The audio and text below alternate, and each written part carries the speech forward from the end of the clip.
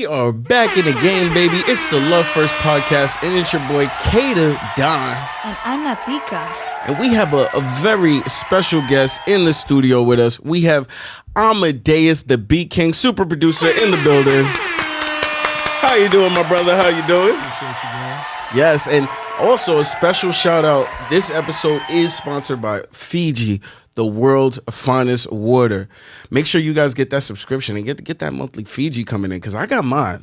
So make sure you get yours. After you drink this, you can't drink no other water again. I promise you that. Right. We love Fiji. It's delicious. Now, Amadaeus, man, I'm very excited, to hear about what you have coming up. I've been checking out your music for a while now. You actually work with a couple people that I actually know, like Skanks and Rusty Jukes. Okay. And you also, obviously, you've been working with a bunch of celebrities. You got a lot of things going on. Before we even get to who you've been working with, what you got going on, because you have a very unique sound that almost would make you think like the core Bronx hip hop, but you're actually from the South. So can you actually tell us like where you're from and what influences your music? Well, I'm originally from Little Rock, Arkansas, really by way of Texas. Mostly years in Texas, Dallas. Mm-hmm. And how long have you been living in New York? Probably longer than you've been alive. Honestly. Gotcha. So what inspires your sound? Because I was so surprised because, you might not usually hear that type of sound coming, from someone Texas or Little Rock. It really has like a New York vibe, I would think, but I would say like just the foundation of hip hop type vibe. Like you can tell your hip hop roots when we listen to your production. Mm-hmm. So I'm just curious, like, how'd you what inspired that sound? What influenced you? Coming out of Texas and the South, my main influence was DJ Premier. And me having about the same amount of time he has here. Yeah. And us being, close in age. I'm quite a few years younger than him though. Sorry, Preem.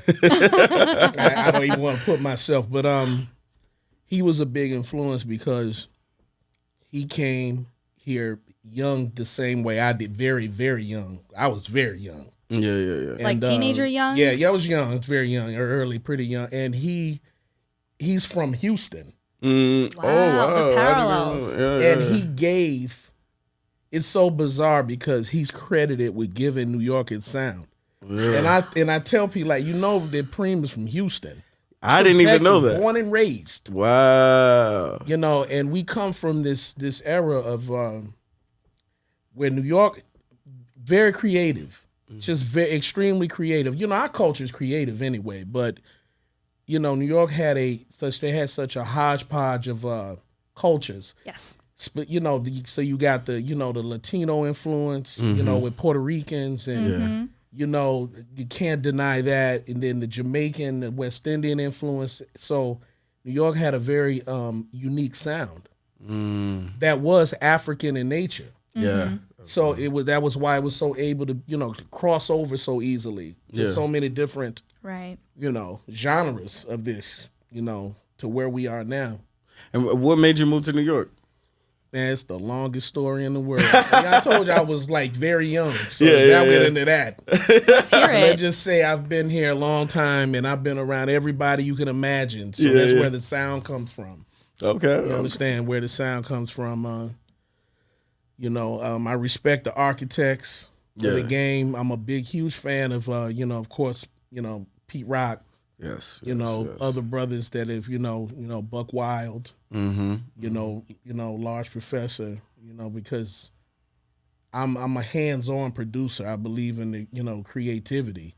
Yeah. That robotic thing, where people are just buying sound kits and then putting it together like a puzzle. Or they say, oh, you can, here's a sample pack, you can change that up and anyway, it's just, and I don't want to, sound like this cat. It's the creativity is gone. Yeah. That crate digging and where you say, hey, look, this is what I'm gonna do, and the way, like, take for instance, Pete Rock took Reminisce Over You and used a Tom Scott track. I mean, that took extreme creativity to do. Yeah. And that just doesn't exist anymore. If that was that same beat today, it would have come in a sample pack. It's just strange for cats that believe in hip hop's creativity.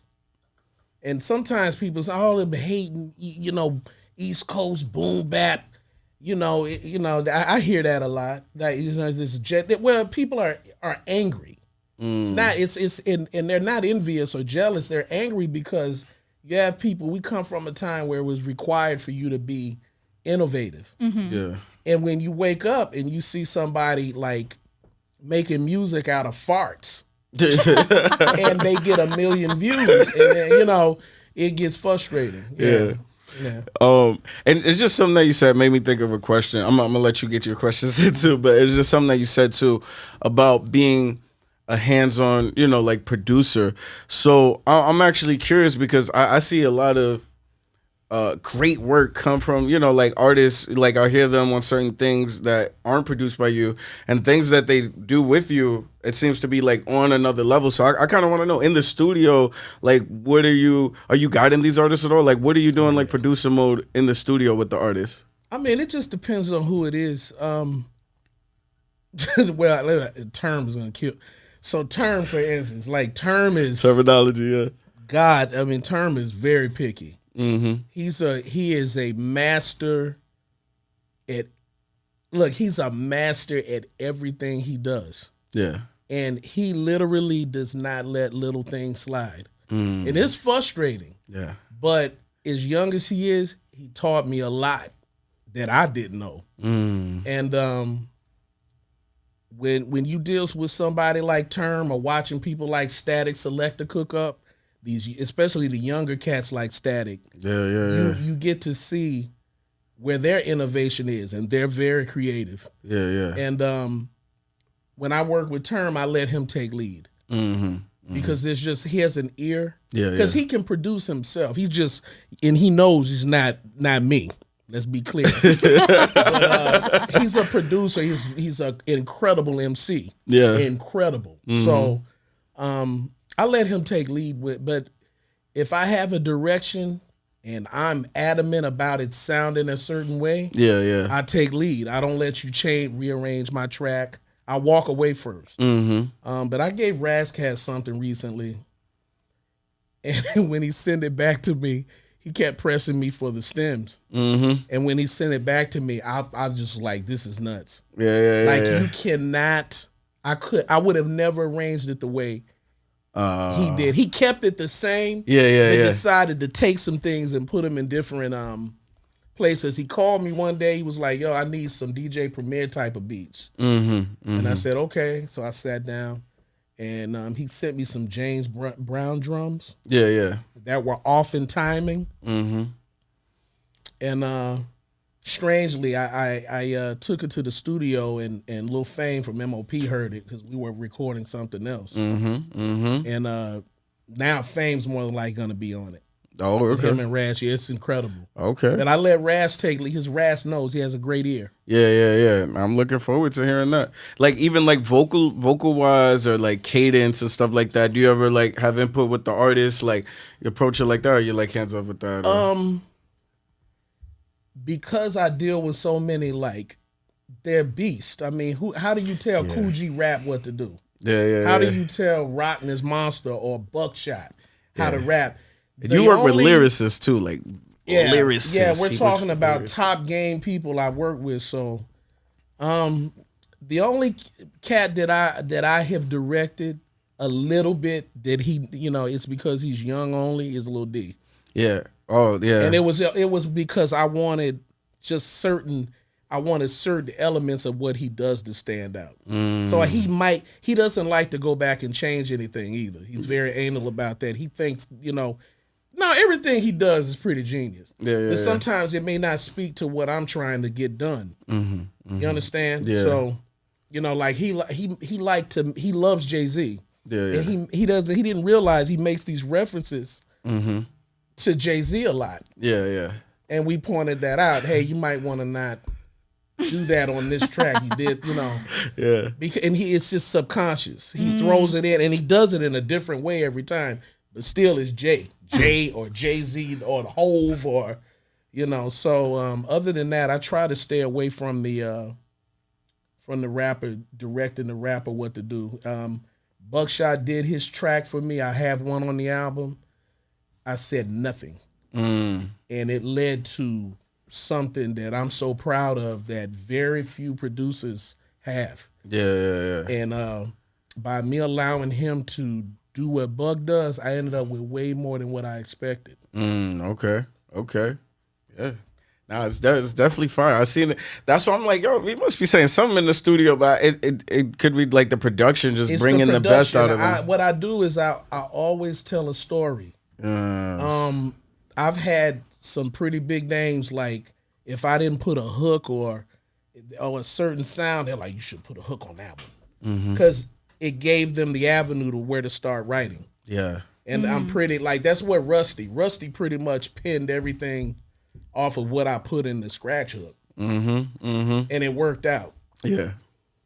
Wow, that is so fascinating. You pretty much asked the question that I wanted to ask. I'm so sorry. No, it's all good. But your name is Amadaeus, right? And what I'm so curious is about, how did your parents come around to name you Amadaeus? Like, is there a story behind your name? There was my grandfather was in the military, and then a large part of my family, my father, my aunts, they were in Germany, and I believe that's how and my aunt actually named me that middle name. It's on my birth certificate. Yeah, it's a little annoying. You see people like, because the reference is, of course, to a musical genius, Mozart, Amadeus Wolfgang Mozart. Yeah. So that's why it's only a couple of people, but it's my real name. So I take it personal, a little bit. Like, it's my actual name, using my real name. Yeah, exactly. Did you ever feel pressure because your name is Amadaeus? Like, for example, I have a friend from high school. His name is Einstein. Like, that's his first name. So there was already this expectation that he had to be smart. And he was a really good student in class. Like, he was the kind of kid that would party all night long and still would get straight A's. And I'm like, I don't get it. So, like, did you ever feel like that pressure that you had to sort of fulfill something, because of your name? Or was your transition into music, like, kind of flawless, like effortless, like just kind of meant to be? That's an interesting question. Yeah, really. I want to tell you, you are right. You know what it was? I was ignorant, young kid. I didn't really know the name and what it meant. Okay. And of course, like I was a child, and that song came out by Falco. Amadeus. It was everywhere, and you knew, and when they read your name in class, they used to read my middle name, and people would sing that song. So then one day I was watching like HBO. This is back when like cable TV used to show these movies like quickly. They used to be in the theater, and then they were on HBO 2 weeks later. And I was watching, and I saw with my own eyes who and what Amadeus was. Oh, the movie with Tom Hulse. And I was like, oh, this cat was a musical genius. And I was already like knee deep, obsessed at that time as a kid. Yeah. An elementary school kid. Like, people were playing outside and I could care less. Everything was sitting in my room with my finger on that record button. Yeah. Waiting while kids were playing outside. That's all I cared about. Yeah. And of course, so to answer your question, I believe subconsciously, probably so. That's incredible. Like it was some kind of destiny for me. Because I had a bizarre obsession with this, like, not spending my lunch money and starving, but believe it or not, super skinny. and got skinny and like I would rather buy records and cassette tapes and stuff like that. I didn't care. So you're right. Maybe that is, I thought about that myself. Yeah, that's amazing. And it's like some pressure. I feel like it would be too. Like, I mean, the good part is your music is great. So you live it up to the Amadaeus name. You have to live up to it. I don't live in my own head about it. Yeah. And what I do like too, what I think is genius is like in 2023, instead of necessarily just following the waves, it's like you have your own standout sound. You know what I mean? Like it stands out from just what everyone's doing. You're not just jumping on like a trend. Everyone's doing that. So Ice-T just said that to me. What was it, Saturday, Sunday? He actually suggested that because Ice-T, we sat with Ice-T because Rash just shot a video with Method Man. It's Method Man, Havoc. Yeah. It's produced by Havoc though, not me. I got stuff with Rash, but it's produced by Havoc. It's got Meth, of course, my boy Fame, MOP. Yeah. Rash, and then Ice-T came because he's very tight with him, and he came to support. We're all in the video. Yeah. And I had the blessing to sit with Ice personally, and he looked at a lot of my material, and he was like, yo, you got such a unique sound. You and Turn, Rash, y'all should get together. Yeah. And really brand this New York sound. Yeah. Because it's updated. Because I stay away from certain sounds to keep it from sounding dated. Yeah. Right. And it's crazy too. I wonder if you have this kind of mindset, right? So I did a song Smile, right? And it has like a 90s vibe. But when I did it, I was listening to the radio, right? I heard Throwback and they was playing Biggie, right? And then they were playing like the newest Drake, who was like, he was probably still number one, but he was definitely number one at that time when they played it. And to me, it was like, yo, this is so far apart, but I can't say that this Drake song is better than this Biggie record, or I feel better about this song than that. It just feels so timeless. So I was like, I want to do that sound where it's like, you don't know what year it came out, but it's just a timeless record. Is that kind of like your mindset behind the production? No doubt, I make sure that I don't think you... I mean, do I like for fun? I like to make stuff that you would have think came out in 89 or not. That's just because, believe it or not, the creativity of 89 is like light years ahead of what they're doing now. Yeah. And if you can go back, like the way, if you ever listen to the way, EPMD did their music, or the way Eric Sermon, some of the things that they had to come up, like take for instance, Pete Rock is famous for the SP 1200. That thing had like 10 seconds of sample time on it. Yeah. So what it did is it forced you to get real creative. You understand? But the beauty of that is why, like, I just came back from I was in Thailand maybe 2.5 months ago. I went to Thailand, get a break. And I'm in Thailand in shopping malls. Yeah. And I hear Wu. Yep. Biggie. Yep. Now, did I hear some of the, of course, they playing the new stuff too. Yeah. You go to the red light district, they're playing, the trap stuff, but you still hear this sound because it took so much creativity. For sure. And so much understanding of how to manipulate a sample. Yeah. Laying drums. None of this, like I say, coming in a box made ready for you. And what's weird is, think about when hip hop changed over in those mid 2000s, and you started getting that Chameleonaire, and some of that more crossover stuff when it really started to kind of change a lot more. Yeah, it's so funny to me that nobody is playing Laffy Taffy. Yeah, but people are playing, Cream. Yeah, absolutely. Unbelievable across the planet. Still, these people can still get on those tours and go. Like Wu is about to tour. Yeah. He got a huge tour coming up. And it's amazing to me that when you do something that has a lot of creativity and you put a lot of heart into it, what happens is it just doesn't leave. Yeah. Timeless. It's like a bad smell in a room. If it's really funky, it stays there, no matter what you spray on it. You understand that? For real. And you're just like, well, it's still here. Yeah. And it's funny to me because all of that music that people complained about that was corny and was easy to make doesn't exist. Yeah. It's really strange to me. Stuff that came out in 2015, you would go, oh, I remember that. Yeah. But it's not being in rotation. Exactly. It's not that memorable. And you go all over the world, they have, no matter where I go, Paris, London, I'm listening to the radio, and they're playing this stuff. Yeah. And now they're playing my stuff, which is really crazy. Like, I'm getting, it's everywhere. Yeah. So, and I don't know if you noticed this too, but I noticed internationally, like even, like I had some people in Spain, and I actually brought them to a music school I went to in New York. But it seems like even international, they might even have like a stronger appreciation for hip hop than even Americans. But they do. And then the knowledge of it too. They do. Yeah. They have a what it is it's kind of like a lot of the things we do though. It's not just this. It's a lot of the things they tend to like wait for the Americans to let it die down, and then what they'll do is pick it up and make it theirs. Because it's hard to take something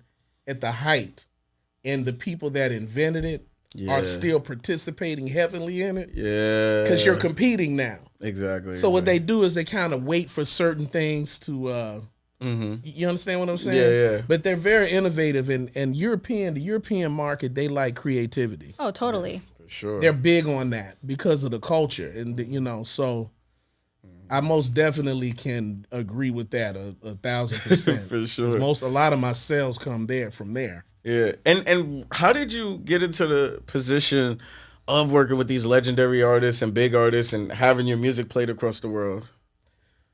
Well, I guess you have to like believe in yourself first, because if you don't, I don't know if you ever heard the old saying, but closed mouths don't get fed. Heard that? Yeah. And you'll be surprised how many people get annoyed by you like doing the sales pitch. And I used to feel funny about it because it would annoy people. And then when you figure out is the reason they're annoyed by you is they don't have anything to pitch themselves. So what it does, it creates this weird insecurity in this individual. Yeah. They're doing something that's not very... Projecting the insecurity. Right. And and it took me a minute to get past that because I would stop talking because I was annoying somebody. But then I'm like, no, I got 4 joints with MOP. What do you have? Yeah. Who are you to... Like, what are you selling? And it's like, okay, you recorded a record with your cousin, and that's why you're not talking to this famous person about what you have, because he would look at you crazy because he has no idea who your cousin is. Didn't your cousin just get out of jail? So I had to get past that because that was what kept me back. People would become annoyed, especially something else too, older producers that struggle. And they not who they were now. Yeah. And you're yo, Amadeus, what's up? I see what you're doing. And they're standing there listening. Yeah. 26 years ago, they were at Bad Boy, and now they can't give away a beat. And they show up at all these events. Yeah. And you stand out and they don't anymore. And you get that. And I used to feel ashamed, like, who am I to be?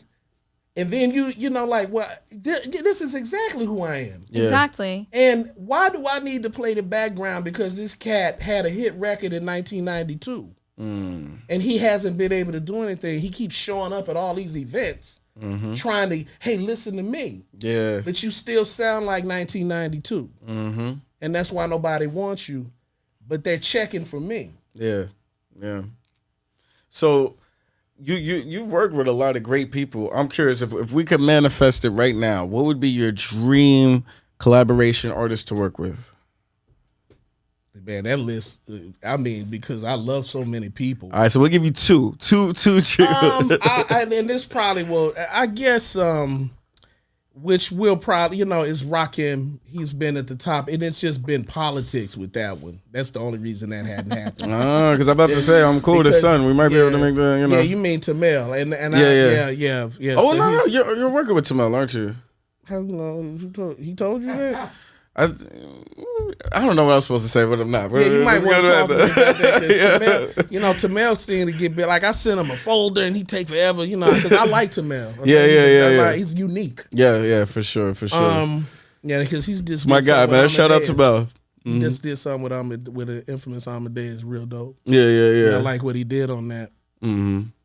But I'm a fan of.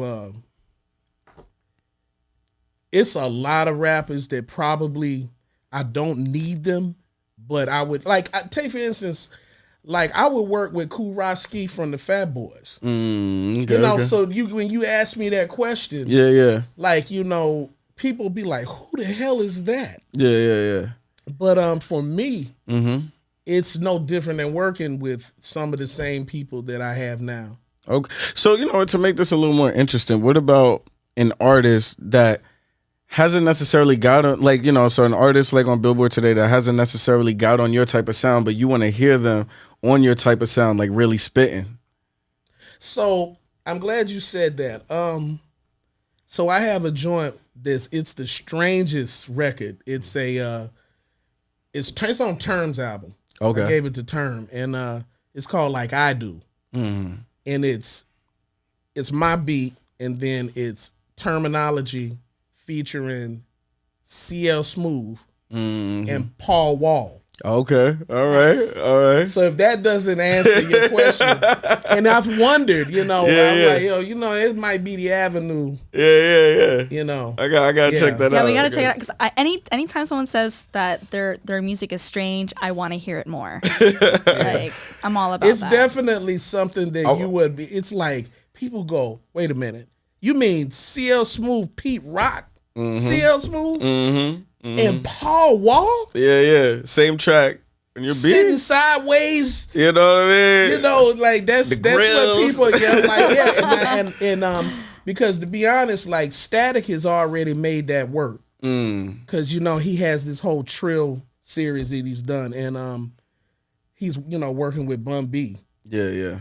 And Paul Wall, people from the South, and he basically they're from Boston. Yeah. And I can still easily cook up something that sounds Texas, something that sounds Memphis like easily. It's nothing for me. But to accomplish that, to have people with a different style and everything, get on a boom bap type of track it's a challenge. Wait, so how often? And I don't want to hog all the questions. I know. I just like responded to what he said. But so. How often do you do like a Memphis type sound? Because I do mostly hear like the boom bap. So like I'm curious like how often, I actually want to hear like what your Memphis type beats like sound like. I have an entire folder with this stuff. I tried to get the Term. I asked Term about it. Yeah, he's like, nah, my people don't want to hear me on that. So I left it alone. I told So I have to get an artist that is ready to do that, and I probably will eventually. I was a big fan of. We might have to talk after this. I was a big fan, so I'm a big fan. So there is a very close relationship with Southern producers and East Coast producers also. Absolutely. They still produce the same. Take for instance, David Banner. Yeah. The only difference between David Banner and I is the fact that he does crunchy, gritty, down south. That's the only difference. But the way we make our beats are the same. Yeah. We're hands on. He's famous for that drum pattern and adding that woof. Yeah. And that bounce sound in it, which is a very Louisiana, Mississippi for sure type of sound. I don't know. It just depends on who comes at me. I'm a big fan of that era too that T.I. did. Yeah, that was some incredible, like Rubber Band Man, for instance. Yeah. You hear that beat? It's Rubber crazy. Band Man. It's just strange how I don't know. I don't even understand really where this came from because this is not trap. They're calling something trap that was not really trap. It's just bizarre. I don't even know where it. I was in Atlanta in 2006 and this didn't exist. Yeah. That wasn't trap, and one Rubber Band Man sounded nothing like a Gucci Man beat they didn't sound anything alike. Yeah. Now, all of it. It's the same. Same beat recycled, right? with a little bit of maybe some strange sample, or it takes very little to make that too. That's probably why so many people criticize it. It just takes very little. I'm being honest, and there's people that hear it. It takes no talent. It's usually I've seen this. The drums come. They're in Logic, or they use they drag and drop the drums and mute out. It's like, no, where's the? Yeah. I pick my hi hats like I've seen this. Because I watched the kid do it in Lower Manhattan. Mm-hmm. He makes these trap beats, and he made like 10 beats in that hour. Mm. Mm-hmm. I'm like, this ain't no music, man. Like, yeah. And they all sounded similar. Mm-hmm. Recycled. Like, well, I'm gonna manifest something. I'm gonna pass it to you, Natica, but. I want some boom bap beats for you, but I want to see what that Memphis folder sound like too. So I might be the artist for your Memphis folder. So we're gonna manifest that. Everybody here, Love First fans, let's manifest that together.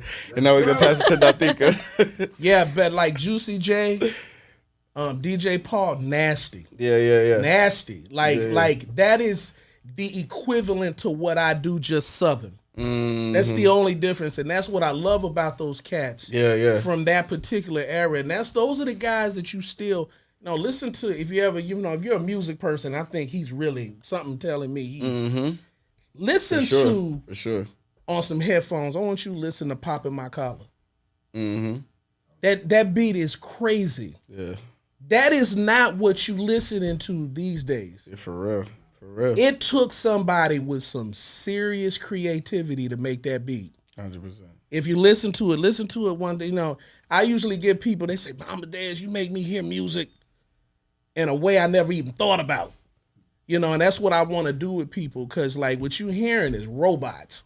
Right. That's really what you're listening to. Yeah, absolutely. Yeah, there's like the art of active listening is just like not as important, or like people are not paying much attention to it as they used to. But it's kind of weird too. It's like, and it's almost like the DJs, I've seen it too, and different things.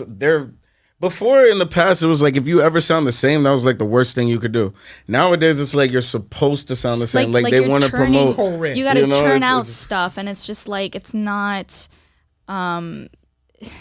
It's so commodified, Well, you should have known it was over when the whole rhyming off beat thing happened, like Blueface, that whole Blueface, where they were like, where you could just say anything. It didn't make any sense, and second, it didn't rhyme. It was off beat, and that whining thing like Kodak Black does. That, you should have known then that this is where we are with art. Period, because like even it is not just music; it's all art forms are going through this. Yeah. I just watched an entire thing on digital art where an algorithm paints for you. Yeah. And people are selling the art and saying, well, I came up with the concept, told the computer what I kind of liked, and it painted it for me. And now I'm selling it as my painting. And that's what's happening in music. The folders are full of a whole bunch of sounds that some musicians made, or they took little bits of something and they told this kid, here's your hi-hats, here's your drums, here's even a loop. If you want to play around with it and just make a beat out of that. That's what's happening. Absolutely. And I think the people that are original, I think they are sometimes getting discouraged because it's like everyone's doing the same sound and they feel like, hey, they're not going to get that play if they try to stand out. Like, honestly, what a big credit I gave to was like Bruno Mars. When you heard the radio, everything sounded the same, and then Bruno Mars came with his own sound. It's like a whole different sound, and they're playing it, and it went #1. Yeah. So I encourage all artists out there, man, be unique, be creative, give people a reason to come to you, because they got these other people already. Give them a reason, a thing that they could only get from you. Yeah. I also think it's such a struggle because the artists who are working originally, right? Like they have their original music. They put so much work and effort into it, but then, you know, we live in a society where like music is now being called sounds on TikTok, and like videos are now being called content, and it's like you're no longer a musician or a visual artist, or you specialize in one thing. You're a content creator. Yeah. So it's not like you create something, you put your heart out into it, and you release it into the world, and then the next thing is what's next. You know, you want to savor it, you know? You don't want to just like scarf down that slice of pizza. You want to like taste all of the different ingredients that made it what it is. We just had some good pizza too. Yeah, we did, yeah. Well, a lot of that has to do with, you know, if you haven't lived, there's just two different eras, man. Mm-hmm. You know, if you come, you know, like when I was growing up, I traced Garfield. There used to be this thing. Oh, so you draw too? I do not draw. My brother, shout out to the Poison Fetus, Marcus Clark. He's in my cousin Quentin Clark. They incredible artists. And my cousin has glitchgear.com. Okay. He actually has a successful business, and he makes animated art for video games. Amazing. Glitch Gear. He's very successful with it. Yeah, but my brother draws also. No, what I did is I wanted to draw when I was a kid, and I couldn't. And so what I did is I stayed in class and I traced Garfield on one of those trace monitors in class. Yeah. And I took it home and lied to my parents and told them that I drew that. And my father knew that I was a fraud anyway as a kid. So he said to me, "You drew this?" And I was like, "Yeah." He was like, "Mm-hmm. Go in your room and go redraw this picture." So it came out, it was a stick figure Garfield.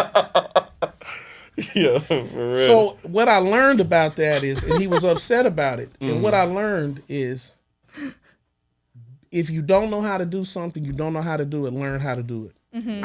I cannot draw. Yeah. I don't have the ability. It's just not what I'm into. But I learned something from that. Yeah.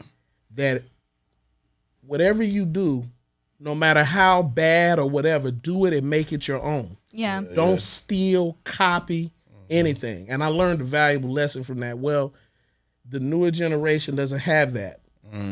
Because what they do is they're obsessed with being seen.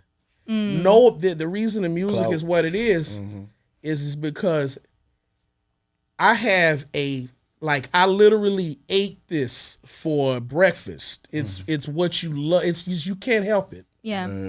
And another kid that's making beats, he wants to be TikTok famous making beats. He doesn't have a love for the art form. So guess what? If you don't have a passion for it, that means you don't have an ear for it. And that you'll grab stuff from here. Anything that you think gets you attention. Yeah. You understand me? Yeah. And it doesn't stand out as much. That's true. And that's where everybody is. We had to come with it. You had to be talented to be seen. Well, Instagram, TikTok, anybody that wants to be something will go, "Hey, I'm crap, but you're going to hear me anyway." So what's happened is you're being forced to weed through garbage. Yeah. You understand? To get to the good stuff. Yeah. When at one time there was a gatekeeper that said, "You suck, you will not be seen. Your videos won't be on MTV." Yeah, yeah. And that's changed now. Because now you got platforms where people are paying for stuff to be seen that's not any good. Yeah. It's like a gift and a curse, because it's like now you can kind of get your stuff out without maybe necessarily going through a gatekeeper, but then, like you said, a lot of things get watered down because anybody with GarageBand can like put something out, you know? So it's gift and a curse. So I used to teach, and I used to teach a GarageBand class, actually. Like, I would have the kids make little beats on GarageBand using iPad. And I mean, I wouldn't really So teach it's them. your fault now. No. No, but I wouldn't necessarily teach them how to make beats. I would always try to make them use the sampler function. So try to make them create using like recording sounds around their environment. And like we were limited to within the school. So I would walk around with the kids and tell them to record ambient noises. So one kid would point the iPad out the window and record the sound of like cabs like beeping. Or another kid thought it was a great idea to record the sound of like a toilet being flushed. And I'm like, okay, just don't flush the iPad because then that money comes out of my paycheck. So like I understand how it's frustrating how easy it can be to put things together that quickly, and the creativity is just like gone in that sense. But a lot of these kids, they didn't grow up in the same world that you grew up in, right? So it's like, how can they sort of be creative in this world now? And I mean, like, I feel like it's. Okay, I just want to interject in that. Yeah. Because and that's what I say the gift and the curse. Like, it's not a problem with being able to do it fast, but sometimes they skip the whole research, studying, and putting time into it. Like, even though it is quick to make, put time into it. Yeah. Because I see people just moving around with trash, like people that have been doing music for a long time, and I'm like, why do you even find this acceptable? Yeah, you know what I mean? I feel like you and I, we were the last generation to like look things up on an encyclopedia, and then the internet came around, and then it's like things got more easier to look up, you know? That's so. Yeah, she has a good question. Yeah, for sure. It's like, hey, we get you. You know, it's interesting she said that. So, you know, Premier has this, there's this track called Too Deep. And that kind of creativity she's talking about is why I love Preem so much. He has stuff like birds chirping and stuff like that. Yeah. And but in this track, Guru is rapping and he starts going into the hook. I never creep, I'm always too deep. I'm always too deep. I'm too deep. And then this glass of water starts getting poured. And it gives me the chills until this day. Yeah. Wait, but like it doesn't make you want to use the bathroom? It literally, no, let me tell you. When I heard that, he's leading you into the hook. And as he leads you into the hook, you hear this water being poured into a glass. Yeah. How he thought. First, I remember even thinking, man, how the hell did he think this up? Yeah. And then he has a James Brown, you know how James Brown went, all the time. Yeah. And then as he's pouring this glass, Guru is leading into this hook. And then the James Brown, and he's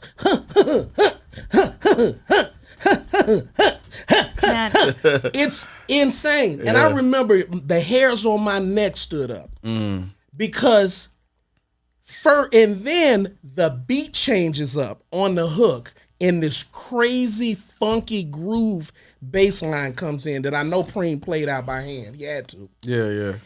It's that type of creativity. If kids go and listen to that, that's all they need. The art of anything that had a foundation never changes. Right.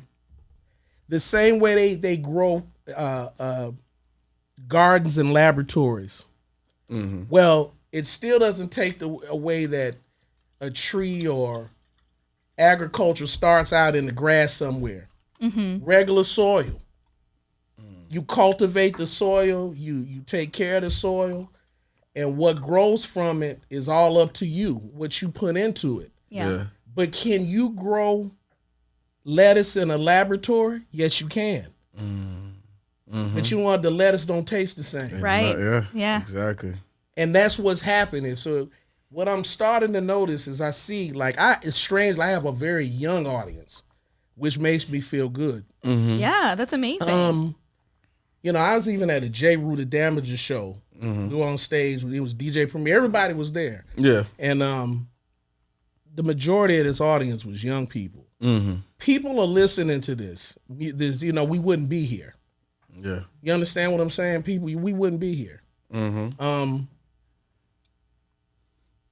But if you don't let them know or teach or let them hear what came before this, and then they'll feel good about like saying, you know what, I don't want to just learn stuff from a computer Yeah. and cheat and steal, sounds and let it make it for me. Yeah. Because they heard that, you know what, I can be myself. I could actually do my own weird little thing. Yeah.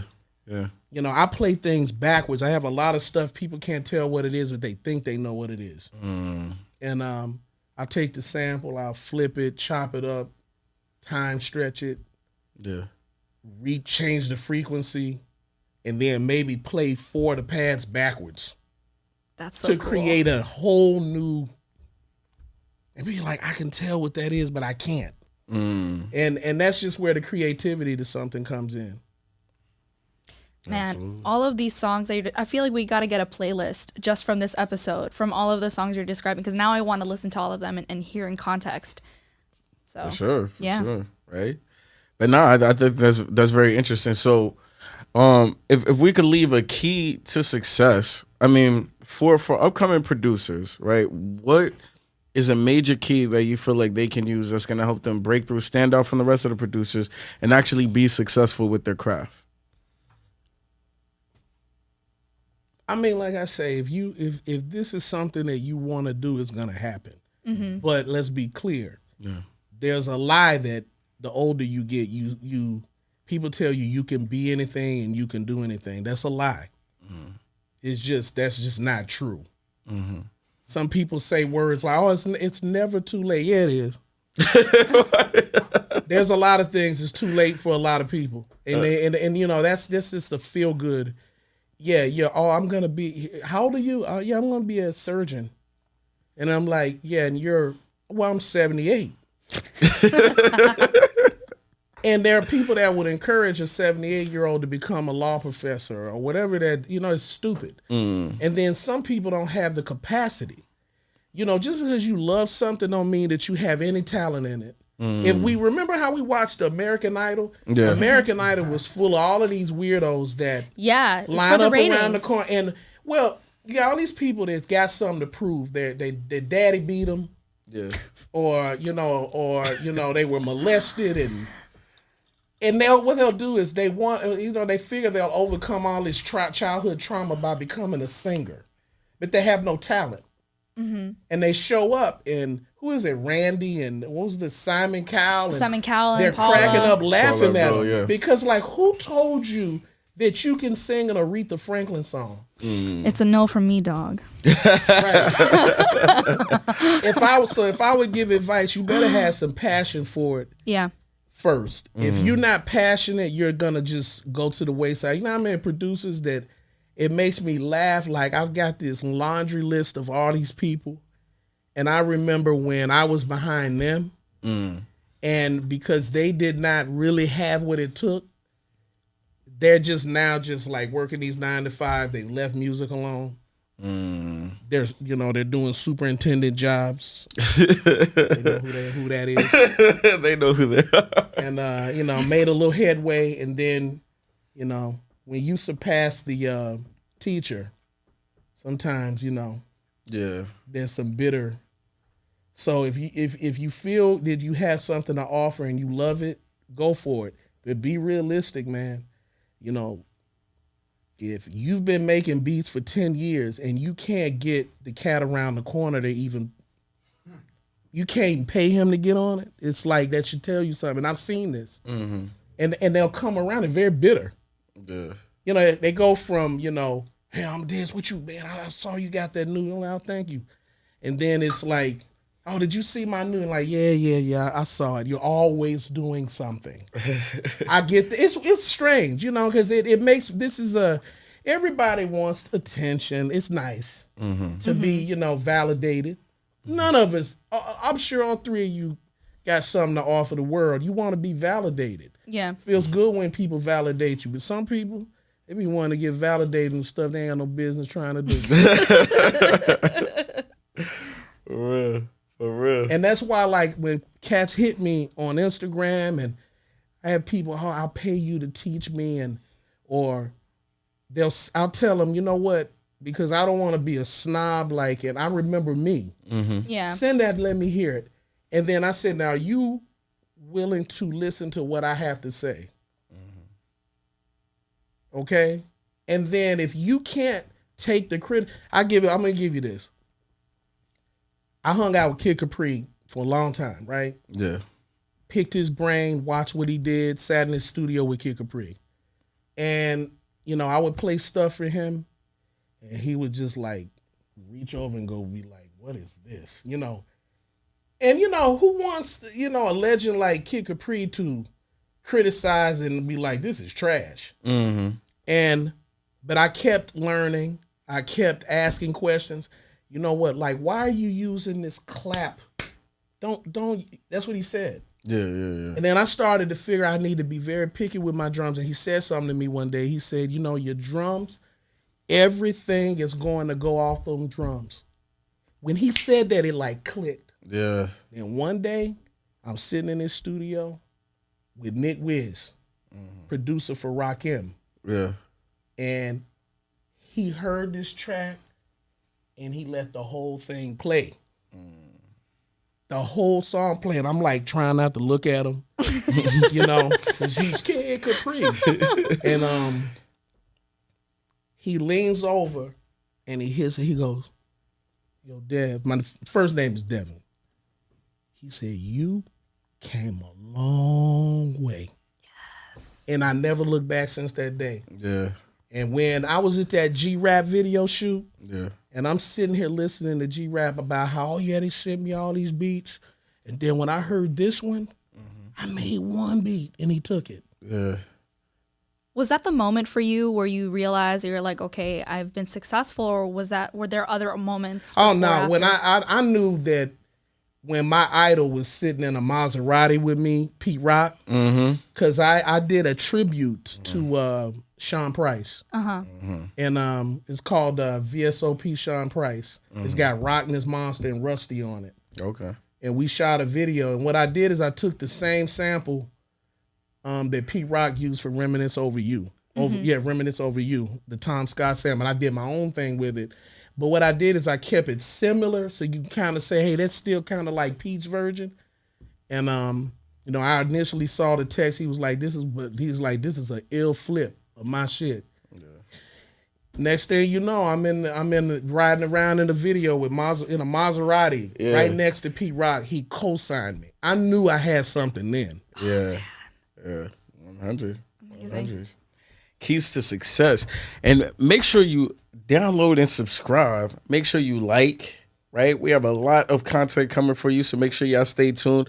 And of course, you need to make sure you download and subscribe to the Love First TV app. If you don't have it, what are you waiting for?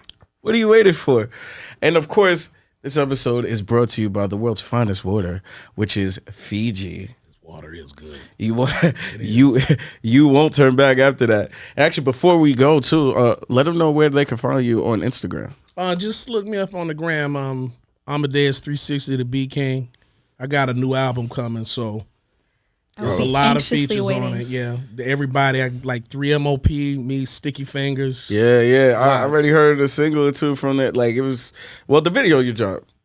I don't know what you think. I got the leak. The leak. The one with Little D and Nims. Yes. Oh, to set it off. That was thank you, man. Yeah, that's fire. Yeah, Lil D is he's gotten up there. The boy is super talented. That's why I mess with him. Yeah. I really like this kid. He you only mess with lyricists. Like I see that. Like you mess with people that are rapping. Yeah. Like, going on. But I got a lot of people on the album. Tragedy, Gaddafi. Okay. Yeah, I got a lot of people on there. And when's the album dropping? It should be late May. Okay. And what label is it on? It's on Soul Spasm. Okay. Yeah, they just hired my publicist, so for sure, that's gonna be fire. So make sure y'all cop that. I'm gonna be there. Hopefully, we get the invitation to the album release party, right? You know what I mean? Yes. Make that happen. Yes. And why hate when you can love first? It's the Love First podcast. Here. Don't cry when I come around.